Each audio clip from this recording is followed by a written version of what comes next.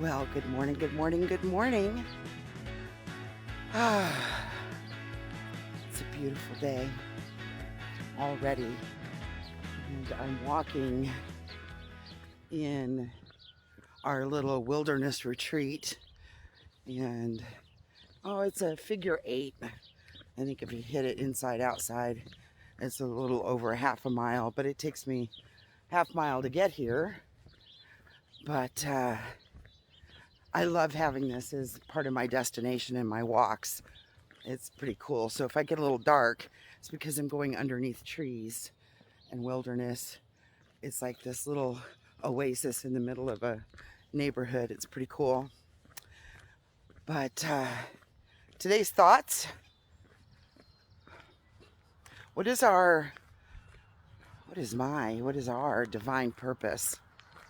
I want to share a little bit of what I've learned from the beginnings of my life being about survival to the center of my life, I guess you would call it. Maybe not the center, but the midlife is all about success and respect. And then finally, this part at 58 years old and moving forward of my life about being present, and the purpose unravels on its own. And when you allow that to happen, it almost feels effortless. So in the beginning, in childhood, it was surviving the parents, surviving your schoolmates and the neighborhood kids. And I was not a very popular child, and I didn't know how to get along with others in a good way. And then I moved to a new city, a new state, when I was about 11 or 12, and I decided I kind of reinvented myself and kind of came across as like this aggressive, humorous, and sometimes using my stature, because I'm a big lady and I was big then, to be aggressive. And that would keep anything negative at bay. If I were to laugh at it or be really loud, it would definitely keep the wolves at bay. That worked for me in high school and beyond, even into my work life. Then moving towards the work life, I always thought I will be happy when, I will be successful when. And those whens were always the achievement of financial gain, local respect, people. I wanted to fix people while fixing myself. I mean, I wasn't totally out there, but it was just that push and shove to learn and be more than I was.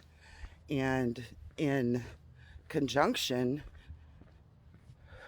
falsely thinking I could help other people be more than they are.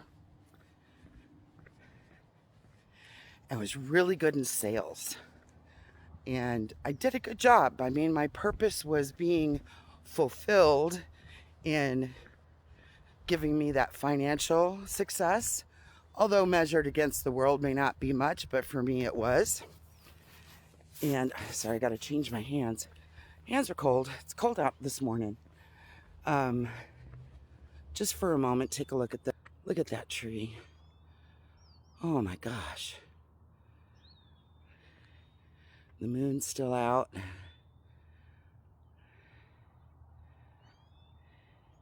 Sun's coming up. That big tree back here, that's where that place is, the little wilderness hike area. I just finished walking in there. So isn't that beautiful? Sorry, squirrel. How can you not see that and not pause? Holy crap. Maybe I'll paint it. There we go. So, anyway, in my, late 20s, 30s, it was all about making the sale. It was all about helping my customers. I mean, I worked in marketing, radio, local radio sales, and then, of course, being recognized and respected within my field was so important. If anyone would dare to question or threaten my authority, it could get pretty ugly. And the financial success in that was pretty awesome. But then there was the financial crisis in 08, 09, and struggled through that. And then in 2012, I started my own coaching business because I was so good at sales. I was really good at leadership because of all that purpose-driven desire that I had to learn and improve and help others to learn and improve.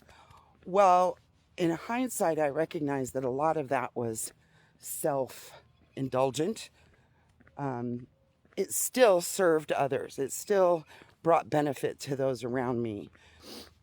So I didn't think that my intent was selfish, but in hindsight, I realized that it had a lot to do with my own satisfaction, my own recognition, my own purposes. And that again, it was a perfect circle. I'd always say to businesses that were looking to do some donations and whatnot to make sure that it was in alignment with themselves, because it's all a perfect circle. You serve others, you serve yourself. And it did well. I did really well. And then in my coaching business, I took all of those lessons and helped entrepreneurs, salespeople, customer service people to improve their abilities and to recognize their purpose. Even the smallest customer service rep to the biggest business owner, in my community.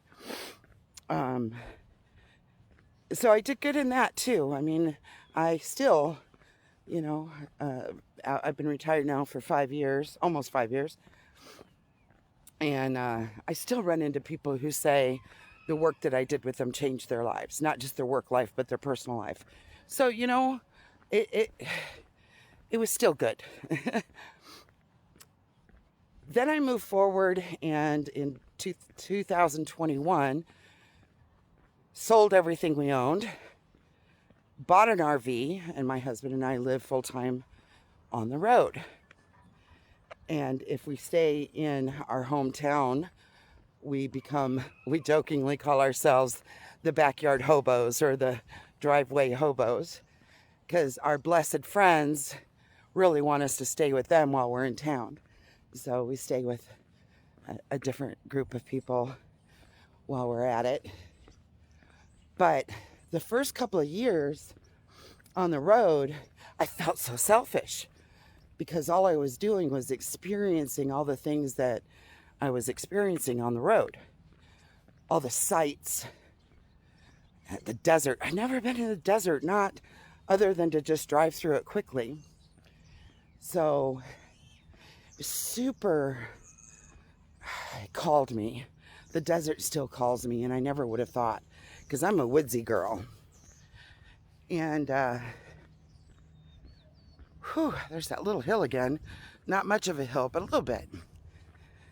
But I kept feeling like I'm doing nothing for those people around me. I'm just sucking up all the joy of life and doing nothing in return.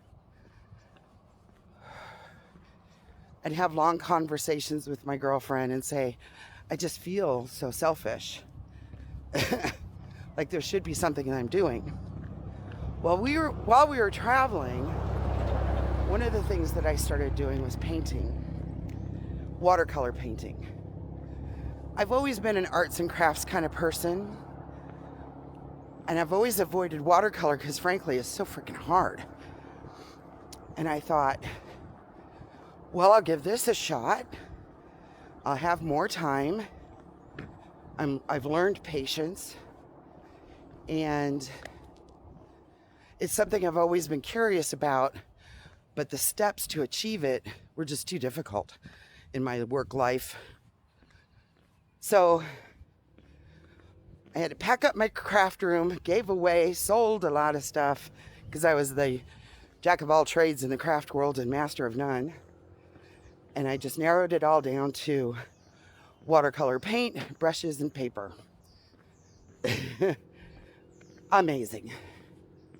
So for the last 4.5, 5 years, I've painted nearly every single day. And from day one, I've been sharing the journey. Facebook, TikTok. Look at this. I mean, if you are so interested, you go back to my early 2021 and you look at the pieces that I would post on Facebook, and I've saved them all in my album. And it's like, to me and to others, I think, it looks like a 3-year-old painted it. But when you think about it, and what I have discovered is that people were enthralled by the fact that I was sharing that journey, because it was really crappy paint. I mean, I didn't do a very good job. But I think what people resonated with was that I was willing to share it. And I think the reason why that was so cool is because my reason for sharing wasn't about being selfish. Maybe for the very first time in my life, I was sharing strictly to hopefully inspire others. I wasn't going to make any money. Sure as hell wasn't going to gain any respect. It wasn't overly beautiful. Oh, I'd hit the nail on the head time once in a great while, but mostly it was not so good. But people loved it. They loved following that journey. And it's funny, now that I'm painting fairly well, the following isn't as strong. And that's fine. But once again, hindsight is such a powerful tool. I think it's that way because my paintings are really good. And you can't paint for almost every day for almost 5 years and not get better. I mean, I don't care what talent you have or don't have. It's impossible not to get better. So my girlfriend, who I talked a lot to over the years about this feeling like I should be doing something for the universe, you know, I'm having this wonderful time of my life. I'm really just so excited about all the travels and the things that I'm seeing and experiencing, and the improvement of my physical body from all the hiking and activity. It's been quite the journey. And I have been sharing it on social media in one form or another for the last 5 years, along with that art journey. And she explained to me, and I didn't believe it the first couple times we talked, that by living my life, probably for the first time, purely authentically, and living every moment in the moment versus I'm getting through this moment to get to the next, that I'm speeding through whatever work I got to do so I can get to the very next thing.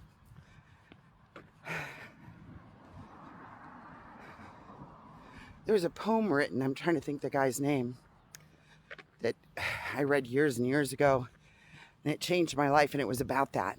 Everything I do, I rush through to get to the next thing. If you know the name of that author, that poet, let me know. That's the other thing that happens, that you get older, you forget things. But everything I do, I rush through to get to the next thing. And I don't do that anymore. And I think that my sharing this journey is what matters. It's the true, authentic work that I'm finally doing. I've done good stuff. I'm not knocking myself. I think there's just a time for everything. You know, I've mentioned it before, I think in my last vessel of knowledge, there's absolutely a time for everything. And the time now is to be the person who lives in the present moment, to be the person who can possibly inspire, if only just one person. Even if you have the life where you've got to work 40 or 50 hours a week, where you've got to take care of the kids and the husband and the house and all of those householder things. Because I got to be honest, it's pretty easy to be calm when you're not doing all those things. So if you call BS on that philosophy, I get you. You're probably right. But there were many times throughout my career that I would actually stop and be in the moment. And they were divine moments. And now that I'm able to do it a lot, it's a whole new experience. And I think that us sharing these experiences, inspiring others in all that we do, the good, the bad, the ugly, is how we connect with our divine selves and share that open divine self with others so that they don't feel alone, that they get it, that they understand, oh my gosh, I resonate with that, or I want to be like that, or I want to experience that. I can experience that. I think that's the important thing, is that we share with each other purely, authentically where we're at. That's the most important thing, to be present and to be real, fundamental, and open to our divine selves in such a way that we share it with others. So, everything I do, I rush through to get to the next thing.